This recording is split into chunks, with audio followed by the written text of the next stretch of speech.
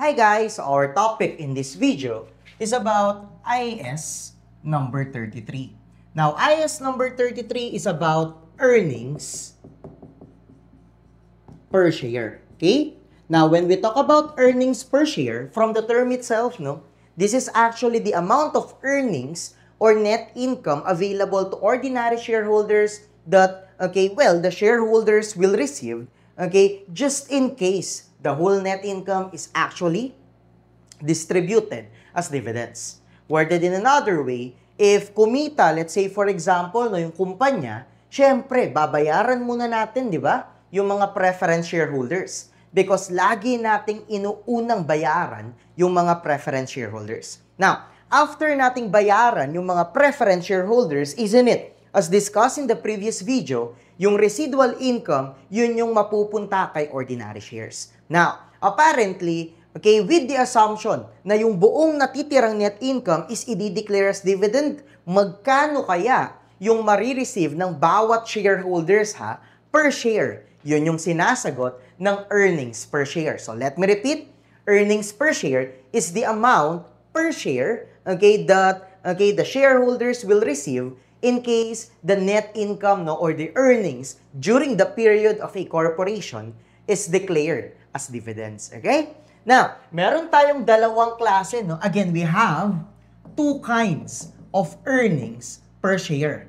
So, meron tayong tinatawag na basic earnings per share, and then meron din tayong tinatawag na diluted earnings per share. Okay?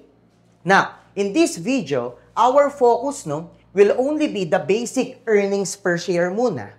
And then in the next video, i-discuss naman natin yung diluted earnings per share. Okay? Now, before I discuss basic earnings per share, let me first discuss the basic concepts with regard to this topic. Okay? Now, when we talk about earnings per share, see to it, na kailangan muna nating malaman sino ba yung mga kumpanya na required mag-present ng earnings per share. Well, those companies that are publicly listed or in the process of registering or issuing their securities in the public market are required to present earnings per share in their financial statements. Meaning to say, if publicly listed ka or currently ongoing yung registration ng mga stocks mo in the public market or in the stock exchange, then you are required to present earnings per share. Okay? Now, what if you are not a public entity? You are a private entity, meaning to say your shares are not publicly traded. If that's the case, see to it that you are not required to present earnings per share on your financial statements. But don't get it wrong. You are encouraged to do so. So let me repeat. Public entities are required. Non-public entities are not required but encouraged to present earnings per share. Now, see to it na kailangan nating malaman saan ipipresent itong mga earnings per share na to. So, see to it that both basic earnings per share and diluted earnings per share should be presented not in the notes to the financial statements but on the face of the statement of comprehensive income. Worded in another way, hindi lang to nakikita sa notes, doon sa statement of comprehensive income natin mismo, nakikita mo doon, on its face, nakikita mo, both the basic and diluted earnings per share. Now, see to it, na what if? What if meron tayong discontinued operation? So, if we have discontinued operation naman, see to it, that our earnings per share based on our continuing or income from continuing operation, doon yun sa face. Okay? Pero, yung earnings per share natin that is coming from the income or loss from discontinued operation, you have an option to present it either on the face of the statement of comprehensive income or in the notes to the financial statements. So kapag income from continuing, dun yan automatically sa face.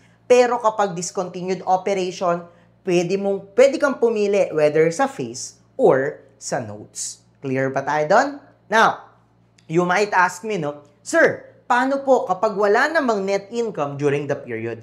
What if loss po tayo during the period?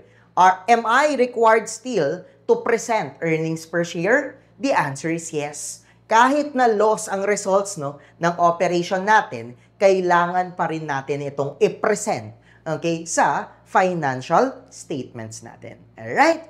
Now, focus muna tayo dito sa basic earnings per share. So, how do we compute basic earnings per share? Well, basic earnings per share is actually just equal to the net income minus, as mentioned a while ago, preference shares, dividends, divided by what we call the weighted average number of ordinary shares. Okay? Now, isa-isahin natin i-discuss yung mga yan. Well, net income, alam naman na natin yan. Normally given yan sa problem. Now, pag-usapan natin si PS dividends. With regard to PS dividends, kailangan mo munang malaman whether, okay, the preference shares are cumulative or the preference shares are actually non-cumulative. Okay? Kasi magkaiba yung rules. Alright? Now, kapag cumulative si preference shares, see to it that we will deduct the current year dividends. Take note. Current year lang ha. Okay? Kahit na meron tayong dividend in arrears, let's say for example, 2026 ngayon, and then since 2023, walang declaration, kay meron tayong dividend in arrears for the year 2023, 4, 5, and 6, kahit na 4 years ang dividend in arrears natin, always 1 year lang ha, yung dinideduct dito. Iba ito sa book value per share natin. Kanina, nung dinidiscuss natin, si book value per share, isn't it? Okay, kapag cumulative, syempre, okay, dividend in arrears, yung dinidistribute natin. Tama? Now, kapag earnings per share, see to it, na since current year lang naman, itong net income na to, dapat current year dividends lang din yung ibabawas natin dito. Okay? So, regardless kung merong dividend in arrears or wala, laging 1 year lang. Now, kapag cumulative yung mga preference shares, see to it, whether there is a declaration, okay, or no declaration, see to it, okay, that we will deduct PS dividends. Let me repeat. Kapag cumulative yung mga preference shares, whether the dividends are declared or not, we will deduct preference shares dividends. Okay? But when the PS are non-cumulative, okay, we will only deduct PS dividends only when declared. Okay? So kapag cumulative, whether declared or not, but when the PS are non-cumulative, we will deduct PS dividends, once again, only when declared. Okay? Now, ano naman ibig sabihin ng denominator natin? Ano yung wanos na yan? Well, yung wanos na yan, outstanding shares pa rin naman yan. Kapag sinabi nating outstanding shares, once again, as previously mentioned, it's equal to issued plus subscribe minus treasury. Yan pa rin naman yan. It's just that, okay, kapag earnings per share na, yung ating kino-compute, it should be the weighted average number of outstanding shares. Kaya siya tinawag na wanos weighted average number of outstanding shares. Now, anong ibig sabihin ng word na weighted average? Well, apparently, ang ibig sabihin niyan, is that, okay, i-consider natin kung kailan nangyari yung transaction. So, let's say, for example, nagkaroon ng subscription April 1. So, gaano katagal lang ba entitled yung subscriber na yon sa dividends or sa earnings? Syempre, okay, if April 1 lang yun nag-subscribe, starting April 1 lang, okay, yung karapatan niya sa net income. Tama? So, April 1 to December 31, gaano katagal yung right niya? 9 months lang, di ba? So, if April 1, imumultiply ngayon natin yon sa 9 months. Meaning to say, okay, kapag weighted average, no, yung kino-compute natin, we will multiply every issuance, subscription, and treasury shares by the number of months, okay, that they exist divided by 12. Another example, let's say for example, nag-issue tayo ng shares, may bumili sa atin eh. Nag-issue tayo ng shares April 1. If April 1 lang tayo nag-issue ng shares, alam mo namang whole year yung ibigay nating net income. Tama ba? If ano nga ulit sinabi ko? October 1, no? If October 1, sige, kung ano man yung sinabi ko, October 1 na lang. If October 1 lang tayo nag-issue ng shares, see to it na dapat 3 months lang yung right nung shareholder na yon sa net income. That is why yung number of shares, imumultiply natin ng 3/12. Okay? So, wag mong paghahaluin ha, ang book value per share and earnings per share. Kapag book value per share ang pinag-uusapan natin, walang average or weighted average na kinocompute. Ang denominator natin doon, outstanding shares lang. Okay? Regardless kung kailan na-issue, kailan nag-subscribe, at kailan tayo nag-acquire ng treasury shares. Okay? Outstanding shares lang ang denominator kapag book value per share. Pero kapag earnings per share, ang denominator natin is the weighted average number of outstanding shares, meaning to say, we consider the time kung kailan nangyari yung transaction, kailan tayo nag-issue, kailan nangyari yung subscription, kailan tayo bumili ng treasury shares, up until the end, okay, of the accounting period. Okay? Now, we are not yet done. In the computation of WANOS, again, in the computation of WANOS, there are two items which are being treated, okay, retrospectively. Retrospectively. Anong ibig sabihin ng retrospectively?